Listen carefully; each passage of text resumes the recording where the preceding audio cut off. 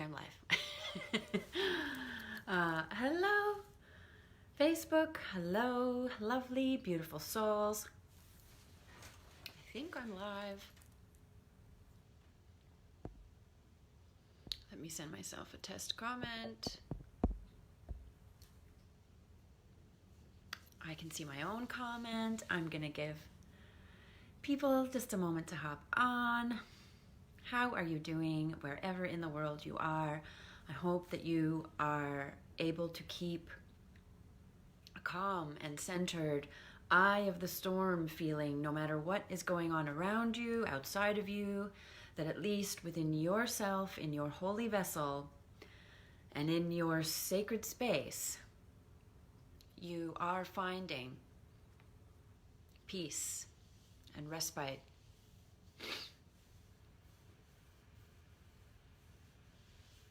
And love and calm. Sometimes that's all we can do, is make sure that no matter what is going on around us, that we stay calm, because peace is internally derived. I know it's crazy out there. Trust me, I know better than most people how crazy it is out there. But for the most part, I have been able to maintain a pretty high level of peace and serenity. And a lot of it will be thanks to the techniques I'm going to share with you today. So today I wanted to do a practical session. I know in the last few masterclasses I've read to you, or I've had some teaching points, but this masterclass is going to be practical, self-soothing techniques that help cut away the noise, cut away the chaos, and return you to that internally derived peace. So I don't know if anyone's watching yet, but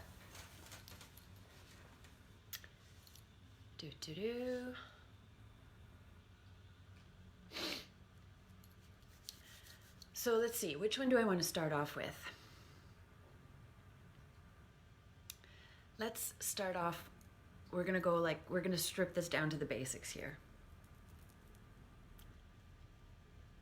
I want to talk about breathing. We're going to talk about breathing first. Your breath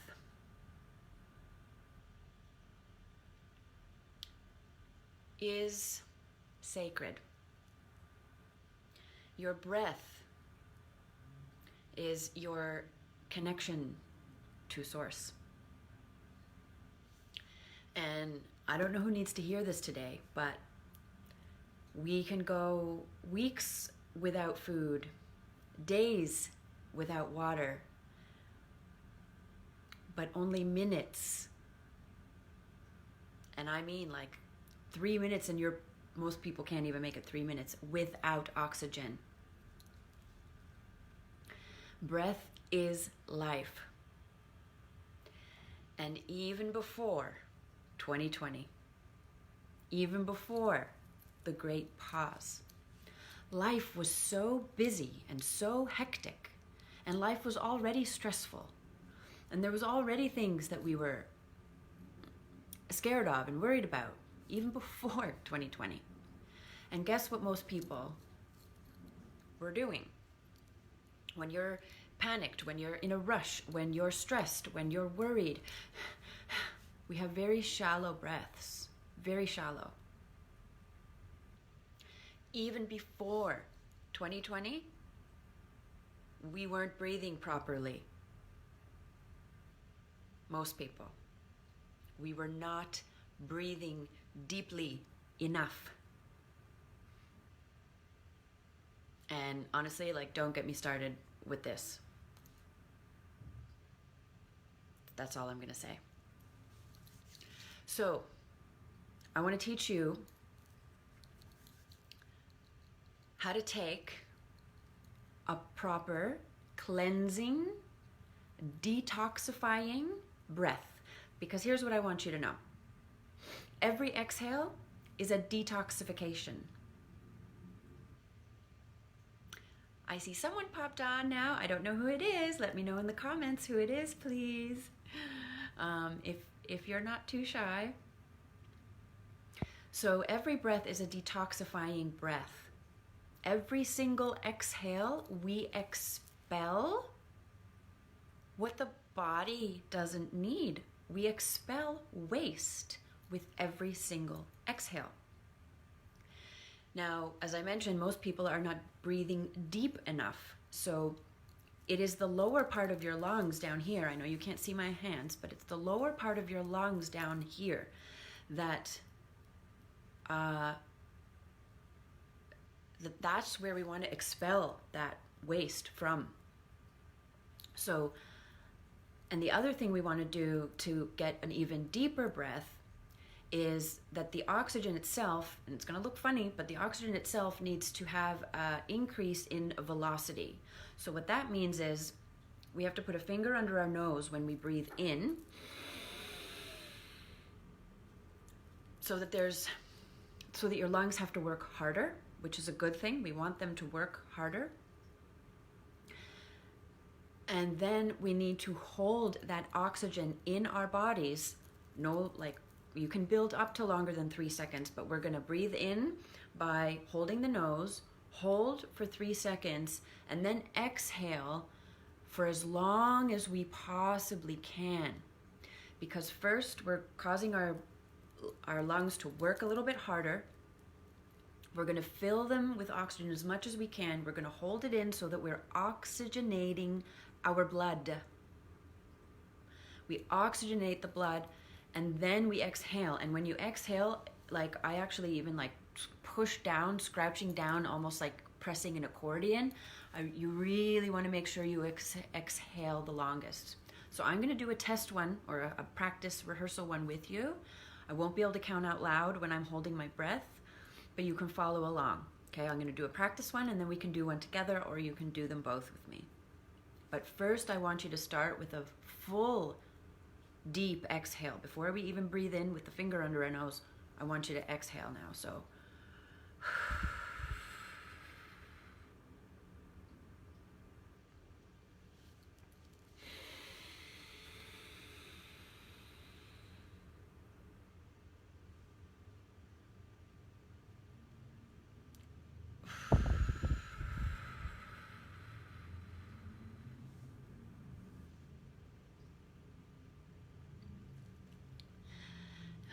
okay, so the point is to do this 3 times in a row. So I'm going to do it one more time.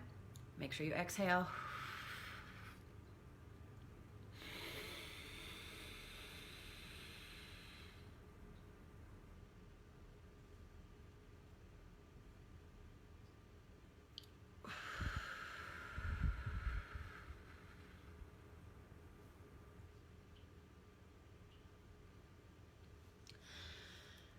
And then we do this 3 times. So if you started doing this 3 times a day, morning, noon, and night, it takes 10 seconds, okay? Don't tell me you don't have time to breathe properly, to give yourself more oxygen, especially if you're wearing this thing.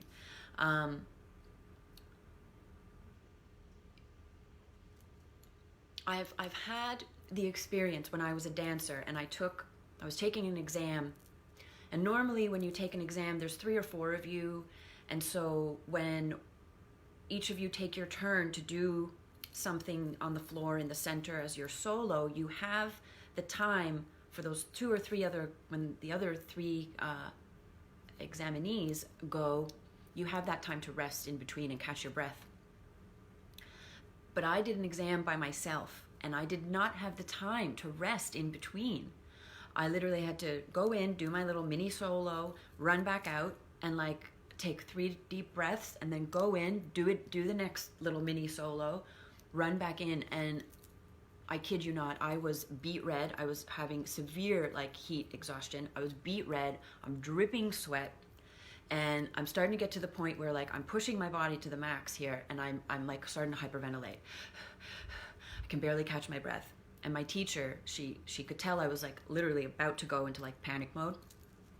She grabbed me by the shoulders, she looked me in the eye, And she goes, Tiina, you're starting to breathe too fast. Slow your breathing. So she's like, count with me. And she's like, slow in, 2, 3, slow out, 2, 3. I only did it a few times and my heart rate slowed down. You can control your heart rate with your breath. So especially if you're ever experiencing any kind of anxiety, panic, crippling fear, take deep breaths. Always in through the nose, hold, always out through the mouth. So this is this breathing technique, and I don't have the notes right here, but I discovered this breathing technique from a Canadian man. I will quote him in the comments when I find the paper. My dad brought me this article that he printed, and the power of oxygen, okay? Oxygen is antibacterial, antiviral, antifungal, anti all kinds of things. They even do a test where they take someone's blood and it's really, really dark. And then after a month of doing this breathing technique 3 times a day, her blood became nice and bright and red and lively again. So do not underestimate the power and importance and sacredness of your breath, my loves. Breath is life. Breath is life. Okay, so that's number 1. Number 2 technique. I see I have 2 people watching. Let me know in the comments who it is if you're not too shy. Number 2 technique.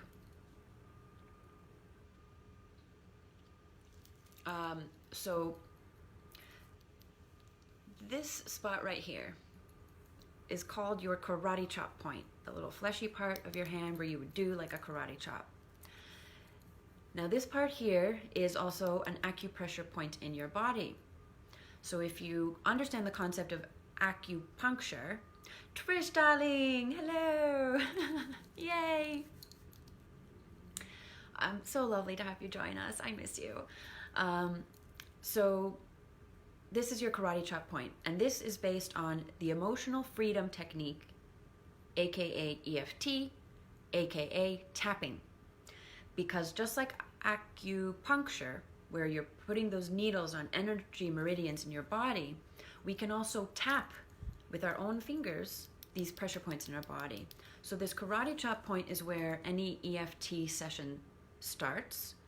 There's a whole protocol for tapping along your face and your collarbone and places, but for the purpose of today, we're just going to focus on the karate chop point.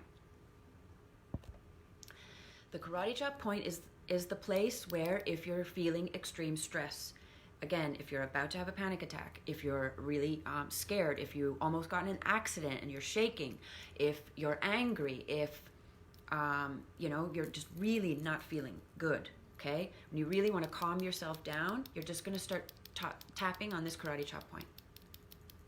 It's like a emergency brake or emergency release for heavy, dense, unwanted, low emotions, vibrations. So just tapping on this karate chop point, and then you can kind of talk yourself out of it. Breathe, take some deep breaths, keep tapping. Tell yourself, I don't know how, but everything's going to be okay. I know I feel embarrassed, but I love and accept myself completely. I don't know why I just did that, but I love and accept myself completely. The I love and I accept myself completely is the phrase you always want to say while you're tapping.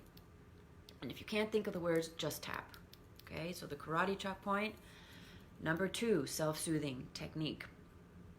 And I know these things are simple, but I don't want you to underestimate the power of these things. Now, I'm going to give you a series of questions. This is called the Sedona Method. There's a whole book, it's really thick. This is called the Sedona Method, and basically if you're ever experiencing anything unwanted or unwelcome, This is a situation, an emotion, a person. If you're ever experiencing anything that is unwanted or unwelcome, you ask yourself these 3 questions. Okay? Now, you're going to want to write these down, because you know how when people are like, oh, just let it go. And you're like, yeah, how? It's not like I can drop a pencil, physically. How do you let a thought go? How do you let a feeling go? I don't know how to let it go. It's intangible, right? This is how. These 3 questions, the Sedona Method. Number 1, you ask yourself, do I welcome this feeling, person, situation, whatever it is that you're experiencing that's unwanted? Do I welcome this? Yes or no? And answer yourself honestly. If it's an unwelcome thing, then it should always be, no, I do not welcome this feeling, person, situation. The second question, you ask yourself or someone else, you can do this to other people. I've done this even to a bride who was having a really bad wedding day, and when finally everybody left and it was just her and I sat her down and I asked her these questions, and she snapped out of it and enjoyed the rest of her day.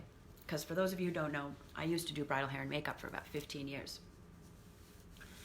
So the second question is, am I willing to let this go? Just ask yourself the simple question, am I willing to let this go? Yes or no? If the answer is no, then you don't proceed to the third question. Then you're not ready, that's fine. Ask yourself an hour later, a day later.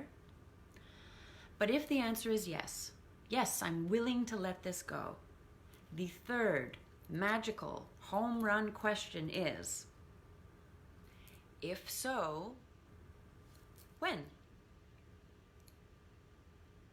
When are you willing to let this go? And most people are like, oh, now. Now, I'm ready to let this go now. Okay? So try that later. Those are very powerful. I could go into, basically the man who wrote this book and came up with this method, the Sedona Method, was like on his deathbed. He was only 40 and he was on his deathbed, and this is how he cleared all of the emotional trauma that was making him physically sick. Because whether you know or you don't know, we do store emotions in our bodies. We store emotions in our bodies. And your emotions, if undealt with, can make you physically sick. Now, so that was number 3. Number 4, self-soothing technique. This is a very powerful one. This is based off another healing modality called body talk. Now, I don't know how many of you have heard of body talk, but it is also based on the innate intelligence of the body to heal itself, and it is very similar to EFT with the tapping, because we tap on parts of our body. And I could spend a whole hour telling you of my experiences with body talk. It's absolutely amazing stuff. Basically, okay, I'll tell one quick story so you kind of get a picture in your head. I go into this room, I lie on a massage table fully clothed, and you just, you lie on the table, and the practitioner doesn't have to ask you any questions. She's talking to your body. And it's based on muscle testing. I don't know if anyone's familiar with kinesiology and muscle testing. When your arm, let's say if you hold a banana to your heart and someone tries to push down on your arm stays strong. If you hold a pack of cigarettes to your heart, the arm goes weak. Your body knows that the cigarettes are not good. Your body knows that the banana is life-giving, and that's why your arm stays strong. Muscle testing. So she'll ask me a series of questions. She'll tap on certain parts of my body, and then she'll put my hand down and just be like, let that download for a minute.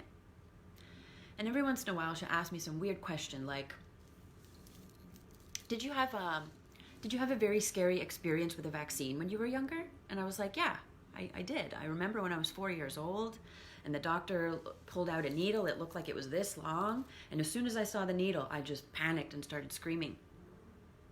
And she goes, yeah, your body still remembers that. So she's like, let's tap that out of you.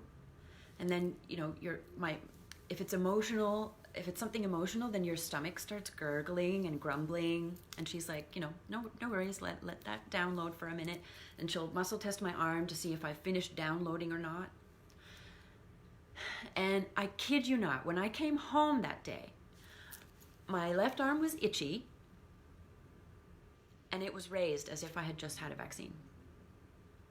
This is like, you know, decades later, my body talk practitioner tapped out that scary experience. My 4-year-old self was still holding on to that scary experience with the vaccine, and when I came home, my body had released it, literally.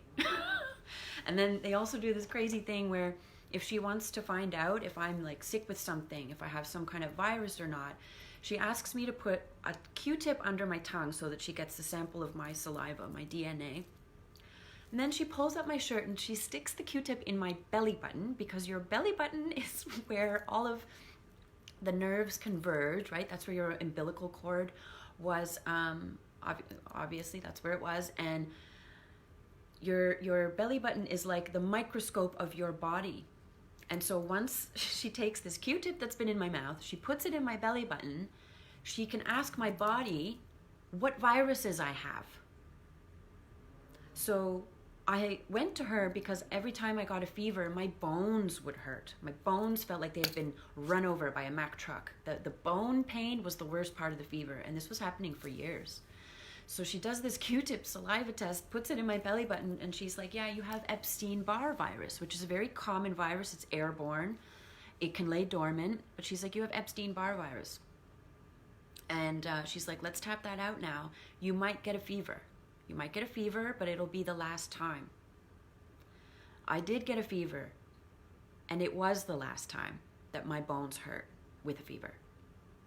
Like, this shit's crazy. Pardon my French. This is so crazy. So, now that you have the background to body talking, I will teach you how to do body talk on yourself. You can experience it today. Now, as I mentioned, it's based on energy meridians, but also it's based on the fact that we are an electrical being. We don't think of ourselves as electric, but we are. We have electrical impulses in our brains, throughout our nerves, throughout our entire bodies. And our cells are light. So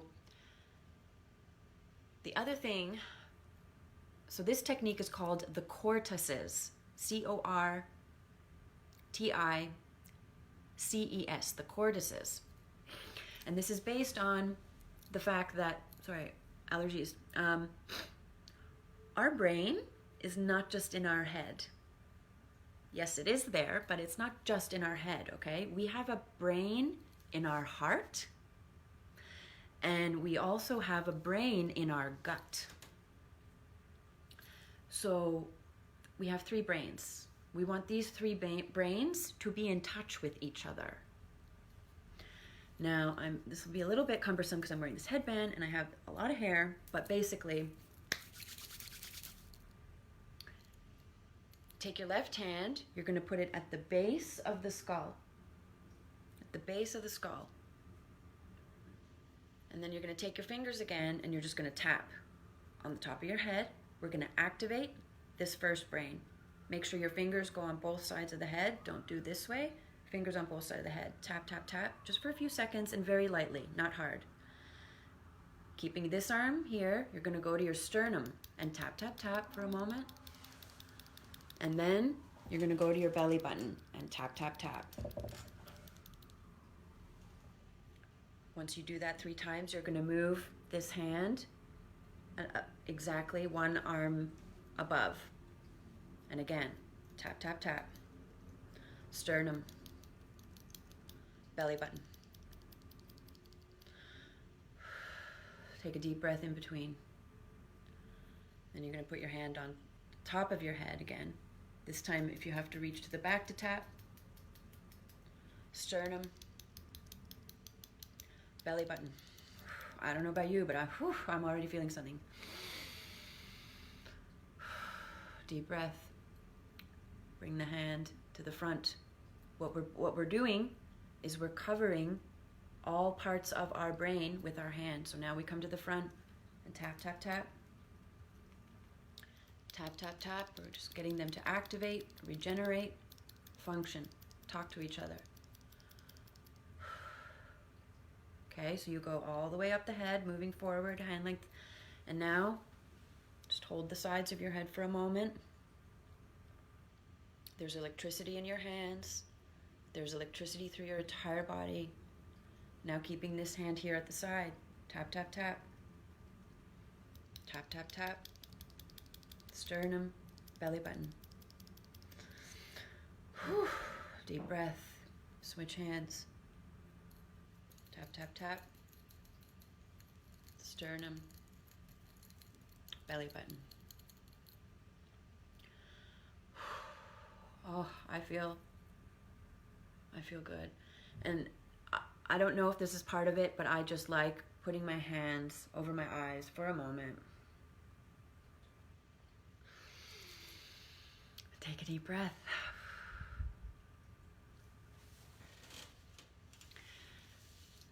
So that's something you can be doing once a day, 3 times a day.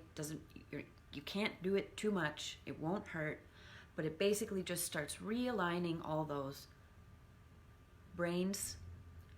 It harmonizes and rebalances all these circuits,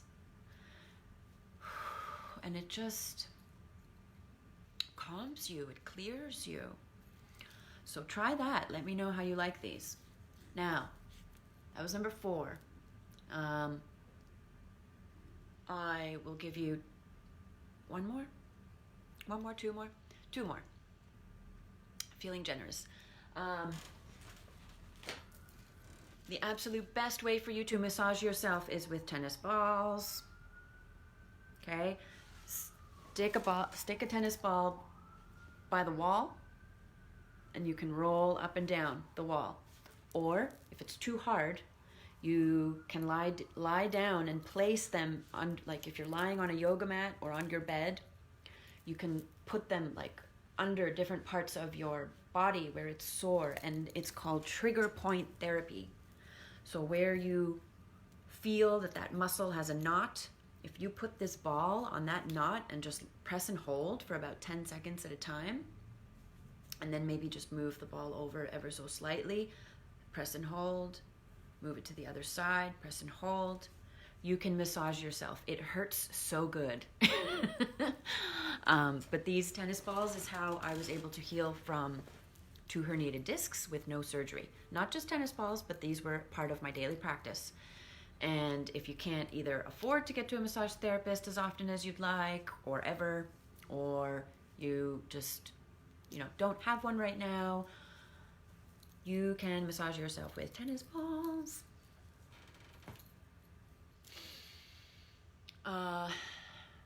Sticking with the massage theme, one of the best things you can do for yourself, my dears, is massage your own feet. If you don't have someone who can do it for you, or especially if you are like alone, like me, like you live alone,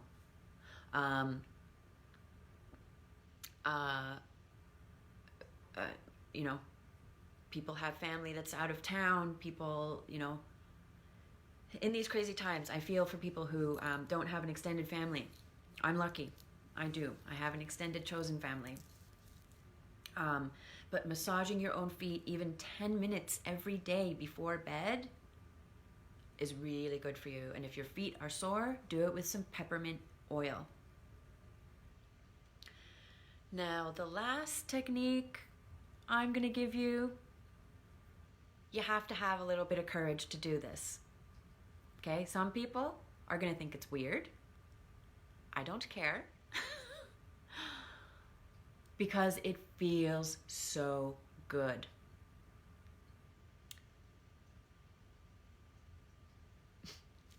keeping you in suspense. Drum roll, please. One of the best things you can do for yourself is go hug a tree. Go sit under a tree, but I kid you not, hug it. Hug a tree. If you have never done it, you don't know what you're missing. It took me forever to do it. I've lived in this balcony. I've lived in this apartment for 10 years. And the first time I went to go hug a tree, there's a park right near me. I went to do it at like 11 o'clock at night when there was no one there, and if like no one would see me, and I walked like deep into the park so no one would see me because I was like embarrassed or shy or whatever. And that was many, many years ago. Now I don't care. Now I will walk through the park in broad daylight, the playground's full of kids, and I will stop to hug the beautiful willow tree that's in the park there. I'll stop to hug it. I really don't give a crap if anyone thinks I'm weird, because it does feel good. Trees have this massive, supportive, loving energy, and trees have chakras. You can walk around the tree and find the chakras if you're sensitive enough, if you're in tune enough. Walk around a tree and find the chakra. There'll be one part that feels kind of weird on your hand. It does for me anyway. So those are 6 of the best self-soothing techniques I can give you. I will be repeating this information. I'm probably going to put it into a 5-day course of some kind, but you got it here. You got it here now first. Let me know how you like these and write them down so that you can use them. The hard part is remembering to use it when you actually need it. Okay, so make this list. Keep it somewhere where you can see it, and the next time you're feeling frazzled, stressed, out of whack, try one or all of them. I guarantee you, especially after this cordyceps one, I think that's your number one, okay? Because I feel different right now. So that's it for today, except for if anybody wants a card pulled. I have Sonia Choquette. It's a Trust Your Vibes Oracle deck. Let me know in the comments who wants a card pulled. Even if you're watching on the replay, I will see it later. You can have a card pulled. I do this every week. Trish, darling, are you still there? Do you want one?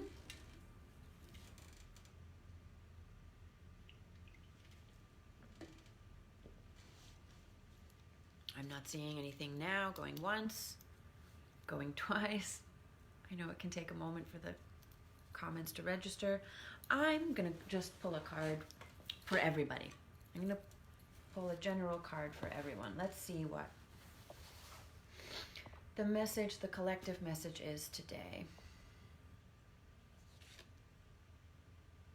Let's do 3.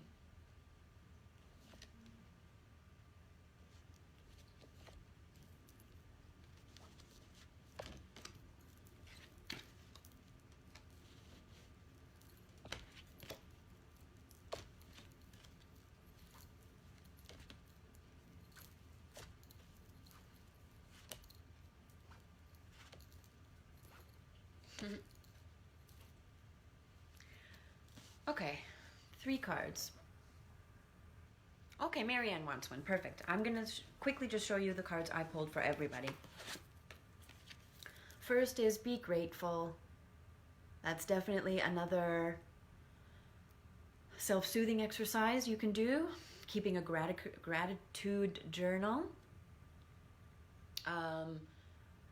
Or, you know, it works especially well when you're stressed out too. Just stop thinking about the problem and focus on what is going good, what is already right, what is already exactly the way you want. It really shifts your energy. When you shift to being grateful, from worried to being grateful, instant shift. The next one is get grounded. So I do believe in another video of mine, I did teach you how to center and ground and then connect to the heart. That was that guided meditation. It's a couple of videos down.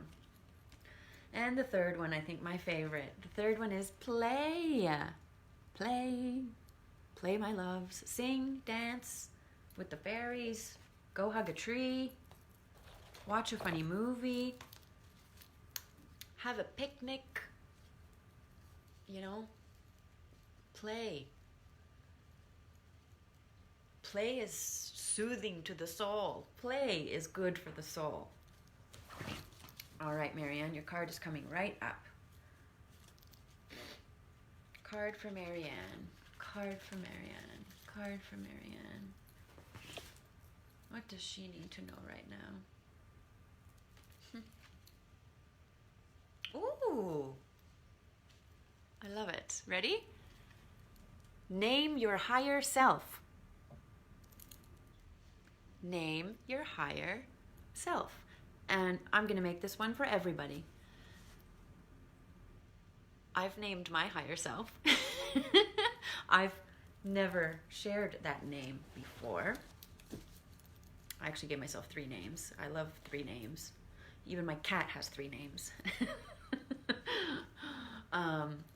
So yeah, we all have the angelic version of ourselves, the higher version of ourselves, the non-fear-based, non-ego-based version, the super soul version of ourselves.